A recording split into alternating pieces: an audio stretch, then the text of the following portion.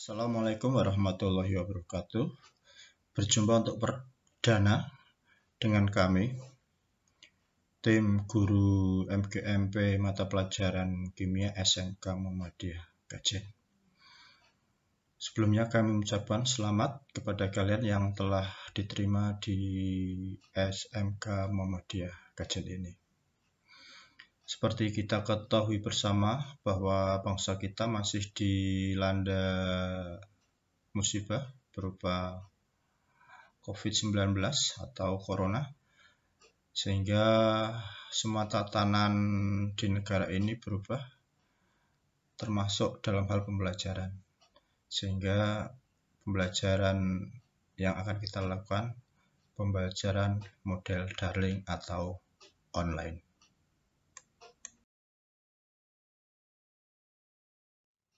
Harapannya dengan model pembelajaran daring ini, karena kalian lebih antusias, kalian lebih memperhatikan materi yang akan disampaikan. Untuk materi atau kompetensi dasar pertama mata pelajaran kimia kelas 10 adalah perubahan materi dan pemisahan campuran.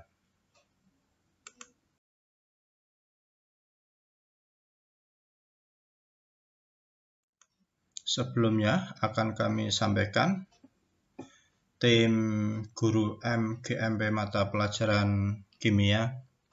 Yang pertama adalah Ibu Eka Rahmawati SSI. Kemudian yang kedua adalah Ibu Admi Widyastuti ST. Kemudian yang ketiga adalah Bapak Brison Setiardi SPD. Materi pembelajaran kimia di kelas 10 ini pada semester 1 terdiri dari 6 kompetensi dasar atau KD. Kemudian semester 2 terdiri dari 7 KD. Adapun untuk nilai rapot yang akan kalian peroleh terdiri dari 2 nilai. Yang pertama adalah nilai pengetahuan dan yang kedua adalah nilai keterampilan. Adapun untuk nilai pengetahuan diperoleh dari yang pertama adalah nilai ulangan harian dengan bobot 60%, nilai tugas dengan bobot 20%, nilai PTS dengan bobot 10%, dan yang keempat nilai PAS atau PAT dengan bobot 10%. Sebelum pembelajaran dimulai, terlebih dahulu akan kami sampaikan untuk kompetensi dasar mata pelajaran kimia pada KD perubahan materi dan pemisahan campuran. A. Kompetensi dasar pada kompetensi inti pengetahuan 3.1 menganalisis perubahan materi dan pemisahan campuran dengan berbagai cara. B. Indikator pencapaian kompetensi 1. Indikator kompetensi dasar pada kompetensi inti pengetahuan. A. Membedakan sifat-sifat materi. B. Membedakan penggolongan materi. C. Membedakan antara perubahan kimia dan perubahan fisika. D. Menentukan cara pemisahan beberapa campuran. C. Tujuan pembelajaran. Setelah melakukan pembelajaran model daring, peserta didik dapat 1. Membedakan sifat-sifat materi. 2. Membedakan penggolongan materi. 3. Membedakan antara perubahan kimia dan perubahan fisika. 4. Menentukan cara pemisahan beberapa campuran. 5. Menunjukkan senyawa-senyawa dari hasil pemisahan campuran.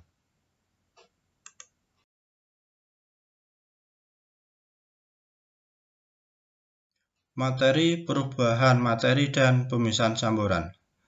Bahwa untuk materi perubahan materi dan pemisahan campuran terdiri dari 2 sub pokok bahasan. Yang pertama materi, dan yang kedua pemisahan campuran.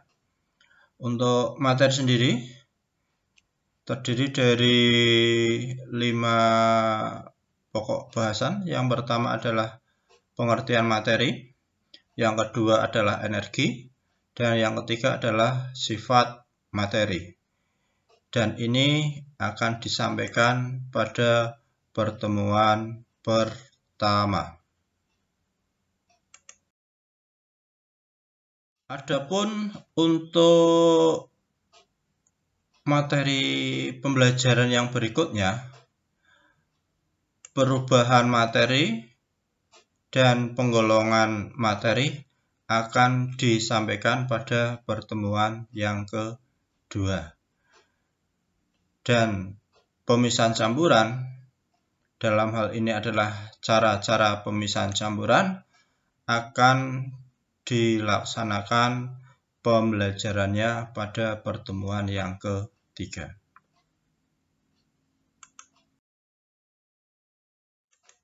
Materi pertama yang akan kita pelajari yaitu pengertian materi.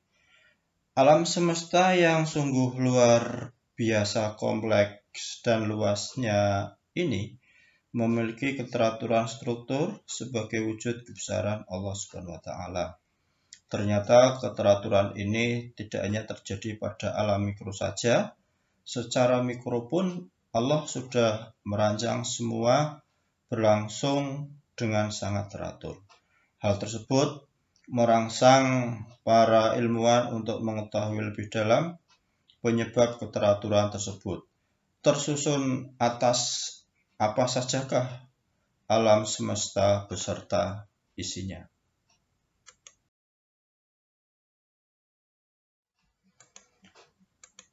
Alam semesta terdiri dari dunia materi dan dunia energi.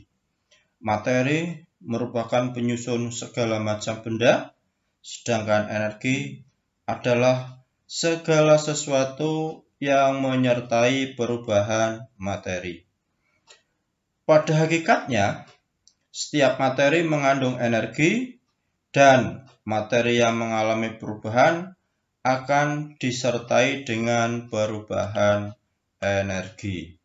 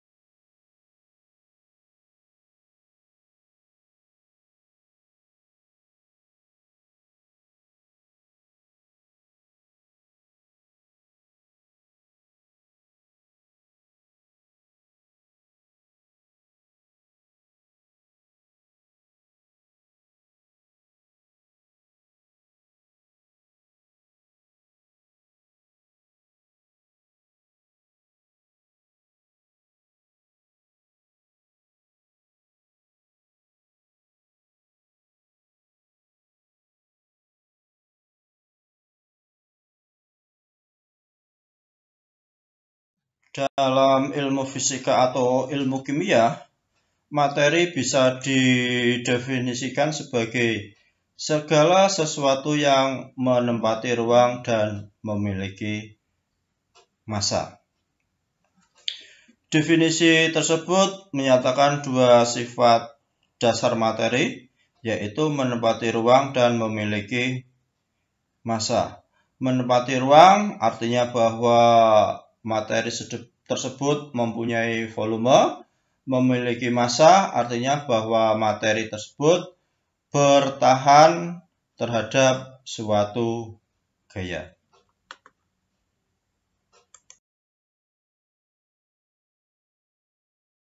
B. Energi. Energi dapat didefinisikan sebagai kemampuan melakukan kerja atau usaha. Contoh kerja atau usaha, misalnya 1. Memindahkan meja.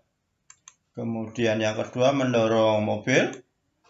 Ketiga, orang berjalan atau orang berlari dan lain sebagainya.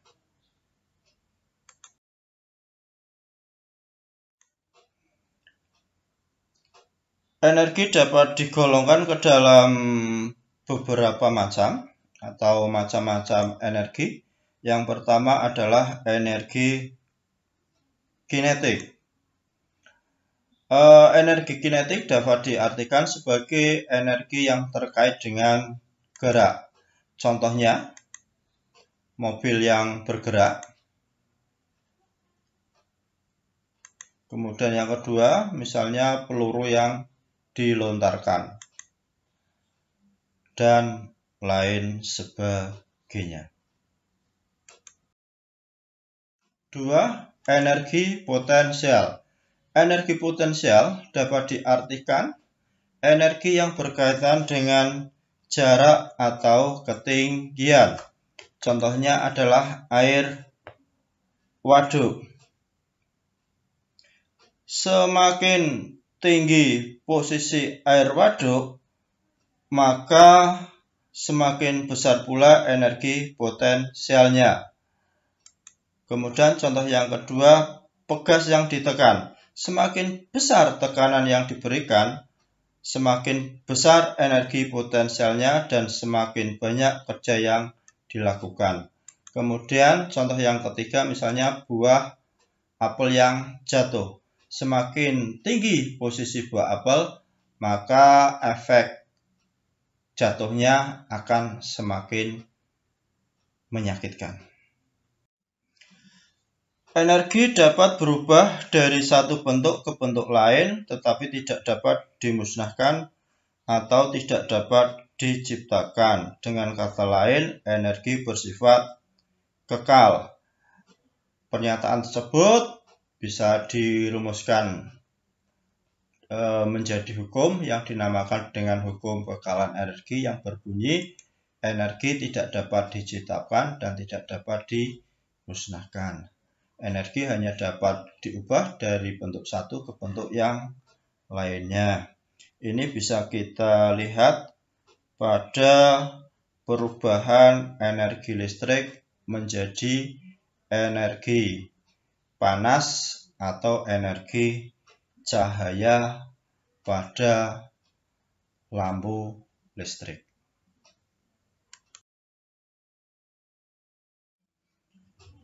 C. Sifat materi. Apakah Anda mengenal besi?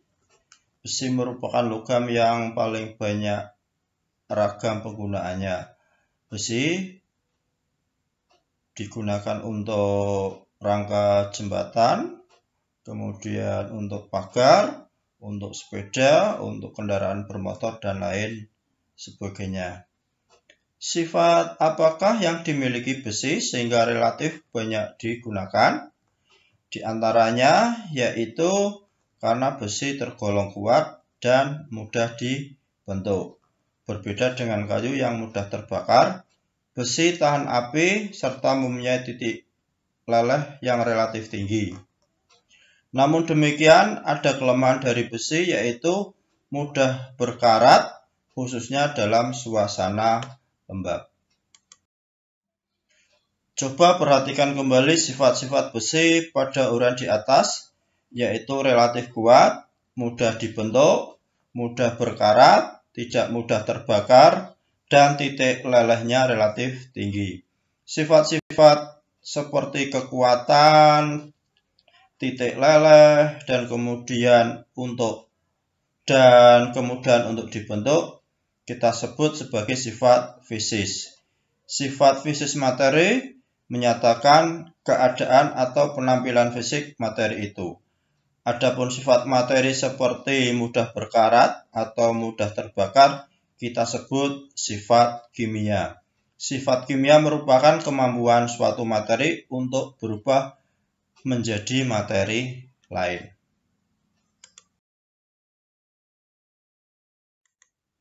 Oke, kita ulang lagi. Untuk sifat materi bisa dibedakan menjadi 3. Saya ulang lagi bahwa sifat materi bisa dibedakan menjadi 3. Yang pertama adalah sifat fisika atau sifat fisik atau sifat fisis. Yang kedua adalah sifat kimia. Dan yang ketiga adalah sifat intensif dan sifat ekstensif. Yang pertama, sifat fisika. Sifat fisika adalah sifat fisik dari keadaan materi atau benda. Sifat ini meliputi wujud zat yang terdiri dari titik leleh dan titik didih. Kemudian massa jenis, kalor jenis, daya larut, kekerasan, warna, rasa, bau, dan lain sebagainya. Yang kedua adalah sifat kimia. Sifat kimia adalah sifat yang menyertai perubahan suatu materi menjadi materi yang lain. Sifat ini meliputi sifat korosi, mudah terbakar, mudah busuk, mudah meledak, beracun, dan lain sebagainya. Sifat yang ketiga adalah sifat intensif dan ekstensif. Sifat intensif adalah sifat yang tidak tergantung pada jumlah.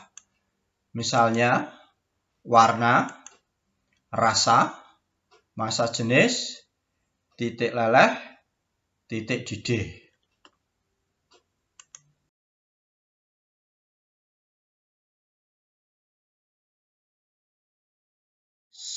B. Sifat ekstensif adalah sifat yang tergantung pada jumlah, misalnya massa dan volume. Demikian pembelajaran daring pada pertemuan pertama yang bisa kita lakukan. Tetapi sebelum pembelajaran ini berakhir, kalian harus menyelesaikan tugas. Dalam hal ini adalah menyelesaikan soal, dan setelah itu bisa langsung dikumpulkan. Tugas 1 saya bacakan. 1. Jelaskan pengertian materi dan energi. 2. Udara merupakan materi. Buktikan udara menempati ruang dan memiliki massa. 3. Manakah yang merupakan sifat fisis dan sifat kimia dari cuka? A. Zat cair yang bening. B. Mempunyai rasa masam. C. Mempunyai aroma yang tajam. D. Bereaksi dengan kapur membebaskan gas CO2. Dan E. Dapat melarutkan logam timbal. Kemudian yang nomor 4, manakah yang merupakan sifat ekstensif dan sifat intensif dari sukrosa? A. Sukrosa berwarna putih. B. Titik didihnya 180 derajat Celcius. D. Mempunyai massa jenis yang lebih besar dibanding air. Dan D. 1 sendok makan massanya 9,5 gram.